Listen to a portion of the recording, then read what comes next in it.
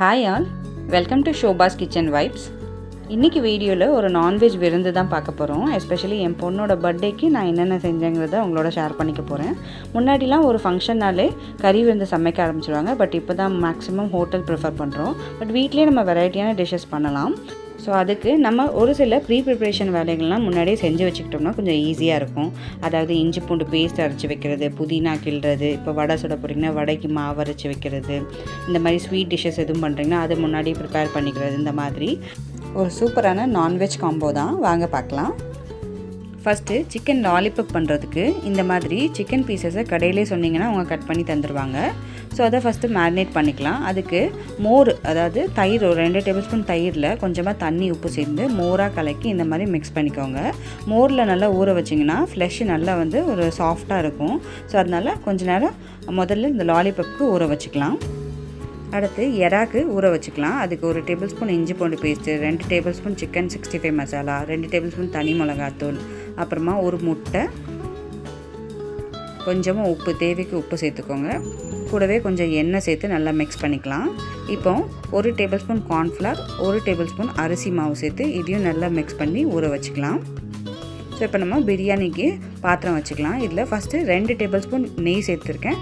அப்புறமா 3 குழிக்கரண்டி எண்ணெய் சேர்த்துக்கோங்க. இப்போது ஸ்பைசஸ்க்கு வெறும் பிரியாணி இலை, அப்புறம் பட்டை, ஏலக்காய் மட்டும் சேர்த்துருக்கேன். கிராம்பு இதெல்லாம் எங்களுக்கு ஸ்மெல் பிடிக்காது. ஸோ அதனால் நான் அதை ஆட் பண்ணிக்கல. இது கூட பார்த்திங்கன்னா ஒரு 7லேருந்து 8 பெரிய வெங்காயத்தை இந்த மாதிரி ஸ்லைஸாக கட் பண்ணி சேர்த்துக்கோங்க. பிரியாணிக்கு வெங்காயம் எவ்வளோ தூரம் நிறைய சேர்க்குறீங்களோ அவ்வளோ டேஸ்ட் நல்லாயிருக்கும். அதேமாதிரி நல்லா வதக்கி விட்டுக்கணும். ஸோ இப்போ மூடி வச்சு வேக வைக்கலாம். இப்போ பார்த்திங்கன்னா வெங்காயம் நல்லா டிரான்ஸ்பரண்ட் ஆகிருக்கு. ஆனால் நல்ல கோல்டன் ப்ரௌன் கலர் வரணும். ஸோ இப்போது வெங்காயம் வதங்கிறதுக்கு கொஞ்சமாக நம்ம உப்பு சேர்த்துக்கலாம். இந்த மாதிரி நல்லா கலந்து விட்டுக்கோங்க. இப்போ வெங்காயம் நல்லா வதங்கட்டும்.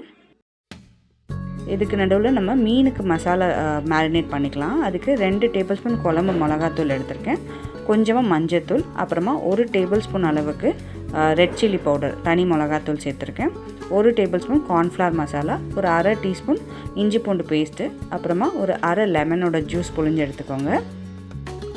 இது கூடவே கொஞ்சமாக உப்பு, அப்புறமா எண்ணெய் இது சேர்த்து நல்லா மிக்ஸ் பண்ணிக்கலாம். இப்போ கொஞ்சம் கொஞ்சமாக தண்ணி சேர்த்து நம்ம ஒரு பேஸ்ட்டாக மிக்ஸ் பண்ணி எடுத்துக்கலாம். ரொம்பவும் தண்ணியாகவும் இருக்கக்கூடாது, ரொம்பவும் கெட்டியாகவும் இருக்கக்கூடாது. ஸோ மீடியமாக இந்த மாதிரி எடுத்துக்கோங்க. அப்போ தான் மசாலா நல்லா ஒட்டி வரும். நான் இன்றைக்கி வஞ்சர மீன் எடுத்திருக்கேன், ஒரு 1/2 kg. நம்ம எந்த மீன்னாலும் இந்த மசாலா நல்லாயிருக்கும். ஸோ இதை நல்லா மீனில் படுற மாதிரி நல்லா அப்ளை பண்ணிக்கலாம், எல்லா பக்கத்துலேயும் படுற மாதிரி. பொதுவாகவே எந்த ஒரு ஃப்ரை பண்ணுனாலும் மேரினேட் பண்ணி ஒரு மினிமம் ஒரு 2 மணி நேரம் மட்டும் நல்லா ஊற வச்சுக்கோங்க. அப்போ தான் மசாலா நல்லா உள்ளே இறங்கி இருக்கும். அதே மாதிரி பொரிக்கும் போது, ஃப்ரை பண்ணுறோமோ, இந்த ஷாலோ ஃப்ரை பண்ணுறோமோ, அது மசாலா தனியாக பிரிஞ்சு வராமல் இருக்கும். ஸோ அதனால் நல்லா இந்த மாதிரி மேரினேட் பண்ணி வச்சுக்கிட்டிங்கன்னா அது டேஸ்ட்டும் நல்லாயிருக்கும். அதே சமயத்தில் அந்த மசாலாவும் நல்லா ஒட்டி பிடிக்கும். ஸோ இந்த மாதிரி எல்லா மீன்லையும் நம்ம மசாலா தடவி வச்சுக்கலாம்.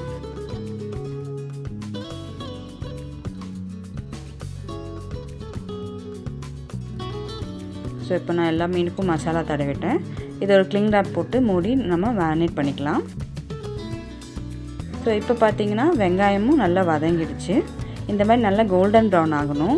வெங்காயம் நல்லா வதங்கணும், அதாவது அதோட ஈரப்பதெல்லாம் போகிற அளவுக்கு நல்லா வதங்க விடணும். அப்போ தான் நல்லா டேஸ்ட் கொடுக்கும் பிரியாணிக்கு. ஸோ இந்த மாதிரி நல்லா கோல்டன் ப்ரௌன் கலர் வந்ததுக்கப்புறமா நம்ம இஞ்சி பூண்டு பேஸ்ட் சேர்த்துக்கலாம். நான் இதில் பார்த்திங்கன்னா ஒரு 5லேருந்து 6 ஸ்பூன் இஞ்சி பூண்டு பேஸ்ட் ஃப்ரெஷ்ஷாக அரைச்சி எடுத்துக்கோங்க, அது சேர்த்துருக்கேன். ஸோ நல்லா வதக்கி விட்டுக்கலாம். இஞ்சி பூண்டு பேஸ்ட்டோட பச்சை ஸ்மெல் போனதுக்கப்புறமா தான் நம்ம அடுத்த பொருள் ஆட் பண்ணணும்.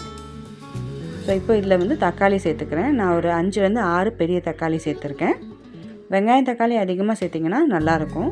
அதே மாதிரி ஃப்ளேமும் கூட மீடியம் ஃப்ளேம்லேயே வச்சு குக் பண்ணிக்கோங்க. அதுவும் பிரியாணிக்கு ஸ்லோ குக்கிங் தான் நல்லா டேஸ்ட் கொடுக்கும். இப்போ நம்ம சிக்கன் லாலிபப்புக்கு மேரினேட் பண்ணியிருந்தோம் இல்லையா மோரில், அதை இப்போ நம்ம அடுத்த மசாலாக்காக ரெடி பண்ணிக்கலாம். இந்த மாதிரி நல்லா ஊறிடுச்சு. இப்போ மோர்லேருந்து தனியாக எடுத்துக்கலாம். இப்போ பார்த்திங்கன்னா ஒரு அரை டேபிள் ஸ்பூன் இஞ்சி பூண்டு paste, 2 table spoon chicken 65 masala, உப்பு, அப்புறமா 1 table spoon cornflour, 1 table spoon அரிசி மாவு சேர்த்து நல்லா மிக்ஸ் பண்ணி எடுத்துக்கலாம். இது இப்போ நல்லா மேரினேட் ஆகட்டும். கொஞ்சமாக எண்ணெய் சேர்த்துக்கோங்க, அப்போ தான் மசாலா நல்லா ஒட்டி பிடிக்கும். ஸோ இதையும் நம்ம ஊற வச்சுக்கலாம். இப்போ பார்த்திங்கன்னா தக்காளியும் நல்லா வதங்கியிருக்கு. ஸோ நல்லா குலைவாக வேகணும். ஒரு சில பேர் வந்து தக்காளி வந்து லாஸ்ட்டாக கூட போடலாம் பிரியாணியில், முழுசாக இருந்தாலும் நல்லா தான் இருக்கும். பட் நான் வந்து எப்போவுமே இது நல்லா வதங்குற வரைக்கும் நல்லா வதக்கி எடுத்துப்பேன். ஸோ இப்போ இதில் ஒரு 7 பச்சை மிளகாவை ஊற வச்சுருக்கேன். மீன்வேல் வடையும் சுட்டுட்ருக்கேன். ஸோ இப்போ பார்த்திங்கன்னா ஒரு கைப்பிடி அளவு புதினாவும் ஒரு கைப்பிடி அளவு கொத்தமல்லியும் ஆட் பண்ணிக்கலாம். இதையும் நல்லா வதக்கிக்கோங்க. இப்போ மசாலாவுக்கு ஒரு 3லேருந்து 4 table spoon biryani masala, 2 table spoon தனி மிளகாத்தூள், அப்புறமா கொஞ்சமாக மஞ்சள்தூள் சேர்த்து நல்லா மிக்ஸ் பண்ணிக்கலாம். எண்ணெயிலே ஃப்ரை ஆனதுக்கப்புறமா நம்ம சிக்கன் ஆட் பண்ணிக்கலாம். நல்லா க்ளீன் பண்ணி வச்சுருக்கேன். 1 கிலோ சிக்கன் சேர்த்துருக்கேன். அரிசி பார்த்திங்கன்னா 3/4 கிலோ எடுத்திருக்கேன். எப்போவுமே அரிசியோட சிக்கனோ மட்டனோ எது எடுத்திங்கனாலும் அந்த மீட் வந்து கொஞ்சம் அதிகமாக இருக்க மாதிரி போட்டுக்கோங்க. அப்போ தான் அதோடய ஃப்ளேவர் நல்லா இறங்கி மசாலா பிரியாணி நல்லா டேஸ்ட்டாக இருக்கும். ஸோ நான் இதில் 1 கிலோ சிக்கன் சேர்த்துருக்கேன். இப்போ பார்த்திங்கன்னா தயிர் சேர்த்துக்கலாம். 100 கிராம் அளவுக்கு தயிர் சேர்த்துருக்கேன். இது ஸ்பூன் கணக்குன்னு பார்த்திங்கன்னா ஒரு 6லேருந்து 7 டேபிள் ஸ்பூன் வரும். இதையும் நல்லா மிக்ஸ் பண்ணிக்கலாம். சிக்கனோட நல்லா மிக்ஸ் ஆகி வரட்டும். இப்போ மூடி வச்சுக்கலாம். சிக்கன்லேருந்து தண்ணி விடும். ஸோ இப்போ நம்ம இதை ஃப்ரை பண்ணி எடுத்துக்கலாம். லாலிபப்பை எப்போவுமே டக்குன்னு போடாமல் இந்த மாதிரி கொஞ்ச நேரம் ஹோல்ட் பண்ணிவிட்டு விட்டிங்கன்னா அந்த ஷேப் அப்படியே இருக்கும். ஸோ அதனால் எண்ணெயில் பார்த்திங்கன்னா இந்த மாதிரி கொஞ்ச நேரம் பிடிச்சிட்டு விடுங்க.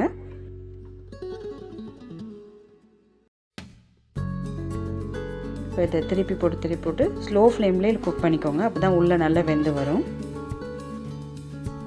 ஸோ இப்போ பார்த்திங்கன்னா சிக்கன்லேருந்து தண்ணி விடும். ஸோ அதனால் மூடி வச்சே குக் பண்ணிக்கோங்க. இப்போ நீங்கள் உப்பு கூட சேர்த்துக்கலாம். கொஞ்சமாக கறிக்கு தேவையான உப்பு சேர்த்துக்கலாம். இப்போ சிக்கன் லாலிபப்பும் ரெடி ஆகிடுச்சு. இதையும் நம்ம எடுத்துக்கலாம். இது இப்படியே சாப்பிட்டாலும் நல்லாயிருக்கும். அதே சமயத்தில் நான் இதில் லைட்டாக அந்த சோயா சாஸ், அப்புறம் வந்து பூண்டு, அப்புறம் ஹனி எல்லாம் சேர்த்து ஒரு ஹனி சிக்கன் மாதிரி செஞ்சுருக்கேன். இப்போ மட்டன் வேக வச்சுக்கலாம் ஸ்டவ்வில். நான் 1/2 கிலோ நல்லி எலும்பு வாங்கியிருக்கேன். மட்டன், அப்புறம் மஞ்சத்தூள், உப்பு, அப்புறமா 1 கப்பு அளவுக்கு தண்ணி சேர்த்து ஒரு 5லேருந்து 6 விசில் விட்டு எடுத்துக்கலாம். இப்போ பார்த்திங்கன்னா சிக்கன்லேருந்து தண்ணி ரிலீஸ் ஆகிருக்கு. ஸோ இந்த மாதிரி நல்லா மசாலா குக்காகி வரணும்.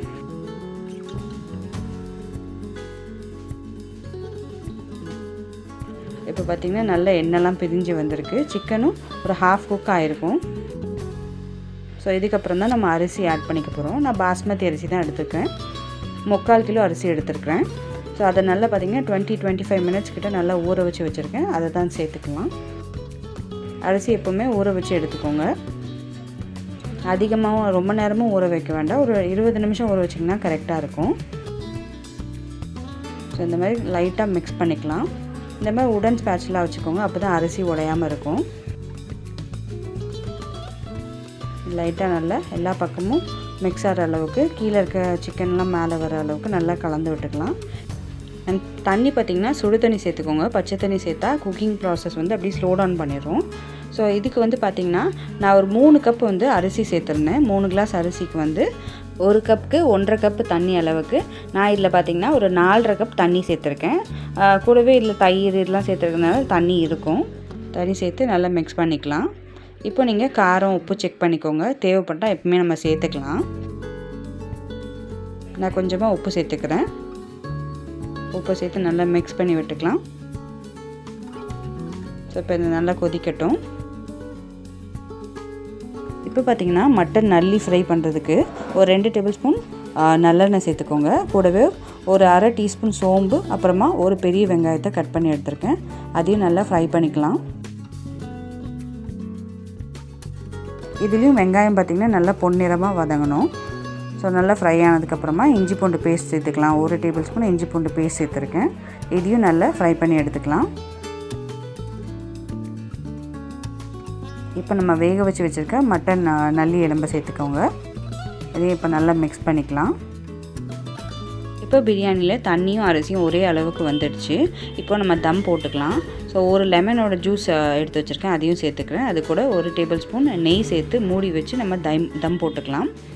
கீழே இந்த மாதிரி பார்த்திங்கன்னா ஒரு தோசை தவா வச்சுட்டு நம்ம தம் போட்டுக்கலாம். ஒரு 10 நிமிஷம் ஹை ஃப்ளேம்லேயும் 15 நிமிஷம் லோ ஃப்ளேம்லேயும் வச்சு குக் பண்ணிக்கலாம். ஸ்டவ் ஆஃப் பண்ணிவிட்டு உடனே வந்து ஓப்பன் பண்ணிடாதீங்க. ஒரு 15 நிமிஷம் அப்படியே தம்லேயே இருக்கட்டும். இந்த மாதிரி வெயிட் வச்சுக்கோங்க. இப்போ பார்த்திங்கன்னா ஒரு அரை தக்காளியை பியூரி மாதிரி அரைச்சி வச்சுருக்கேன், அதையும் சேர்த்துக்கிறேன். நல்லா மிக்ஸ் பண்ணிக்கலாம். இது காரத்துக்கு ஒரு அரை டேபிள் ஸ்பூன் மட்டும் குழம்பு மிளகாத்தூள் சேர்த்துருக்கேன். இதுக்கு வந்து மிளகு காரம் தான் அதிகமாக சேர்த்துக்கணும். ஸோ இப்போ வந்து மட்டன் வேக வச்சுருந்த இந்த தண்ணி இருக்குல்லையும் அது வந்து ஒரு 2 டேபிள் ஸ்பூன் அளவுக்கு சேர்த்துக்கிறேன். இது நம்ம சுக்கா மாதிரி தான் செய்ய போகிறோம். ஸோ இதை மூடி வச்சு கொஞ்ச நேரம் குக் பண்ணிக்கலாம். இப்போ தண்ணியெல்லாம் பார்த்திங்கன்னா கொஞ்சமாக நல்லா வத்திருச்சு. இன்னுமே கூட நல்லா ட்ரை ஆகணும். ஸோ ஒரு அரை டேபிள் ஸ்பூன் வந்து கரம் மசாலா, அப்புறமா தேவைக்கு கொஞ்சமாக உப்பு செக் பண்ணி அதையும் சேர்த்துக்கோங்க. இந்த மாதிரி மசாலா நல்லா ஒட்டி வரணும் கறியோட. இப்போ பாருங்கள் எண்ணெயெல்லாம் நல்லா பிரிஞ்சு வந்துடுச்சு. நல்லா மசாலாவும் நல்லா மட்டன் நல்லி எலும்போடு நல்லா மிக்ஸ் ஆகி வந்துடுச்சு. இப்போ நம்ம மிளகு தூள் சேர்த்துக்கலாம். நல்லா ஃப்ரெஷ்ஷாக இடித்து சேர்த்துக்கோங்க, அதுதான் எப்போவுமே டேஸ்ட்டாக இருக்கும். இப்போ நான் இதுக்கு பார்த்திங்கன்னா ஒரு டேபிள் ஸ்பூன் அளவுக்கு மிளகுத்தூள் சேர்த்துருக்கேன். கூடவே கருவேப்பிலை சேர்த்து நம்ம ஸ்டவ் ஆஃப் பண்ணிக்கலாம். எப்போவுமே கருவேப்பிலை சேர்க்கும்போது இந்த மாதிரி பிச்சு போடுங்க, அப்போ தான் அந்த ஃப்ளேவர் நல்லாயிருக்கும். ஸோ இது நல்லா மிக்ஸ் பண்ணி கொடுத்துட்டு ஆஃப் பண்ணிடலாம். மட்டன் நல்லி ஃப்ரையும் ரெடி ஆகிடுச்சு. லைட்டாக இப்படி மிக்ஸ் பண்ணி எடுத்துக்கலாம். ஸோ அவ்வளோதான், நல்லா காரசாரமான மட்டன் நல்லி ஃப்ரை ரெடி ஆகிடுச்சு.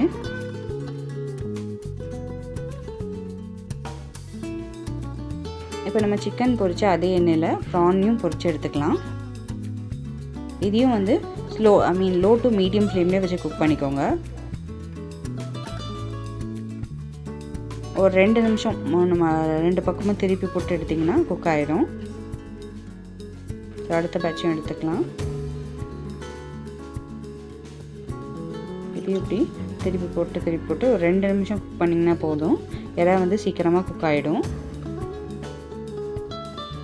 ஸோ அவ்வளோதான், ரெடி ஆகிடுச்சு. நம்ம நெக்ஸ்ட் பேட்சையும் பொரிச்சு எடுத்துக்கலாம். இப்போ வந்து நம்ம மீன் பொரிச்சிக்கலாம். இதுக்கு வந்து தேங்காய் எண்ணெய் சேர்த்துக்கோங்க, அதுதான் நல்ல வாசனையாக இருக்கும். கொஞ்சமாக கருவேப்பிலை சேர்த்துக்கிறேன்.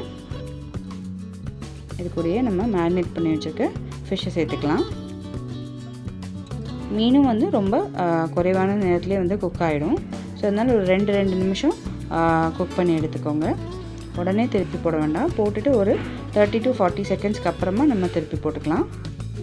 கூட கொஞ்சம் எண்ணெய் சேர்த்துக்கிறேன். இந்த கருவேப்பிலையெல்லாம் சேர்த்துருக்கிறதுனால வாசனை நல்லா இருக்கும். ஸோ அவ்வளோதான், பாருங்கள் நம்மளோட கிறிஸ்பியான ஃபிஷ் ஃப்ரை ரெடி ஆகிடுச்சு. ஸோ அவ்வளோதான், நம்மளோட டேஸ்டியான நான்வெஜ் விருந்து ரெடி ஆகிடுச்சு. பிரியாணி பார்த்திங்கன்னா அப்படி நீட்டாக மேலே இருக்கணும், அப்போ தான் நல்லா குக் ஆகிருக்குன்னு அர்த்தம். ஸோ பிரியாணியும் ரெடி. மட்டன் நல்லி ஃப்ரை, சிக்கன் குழம்பு, ப்ரான் 65, மீன் வறுவல், சிக்கன் லாலிபப், மேலே கொஞ்சம் எள்ளு சேர்த்து சீசனிங்காக போட்டிருக்கேன்.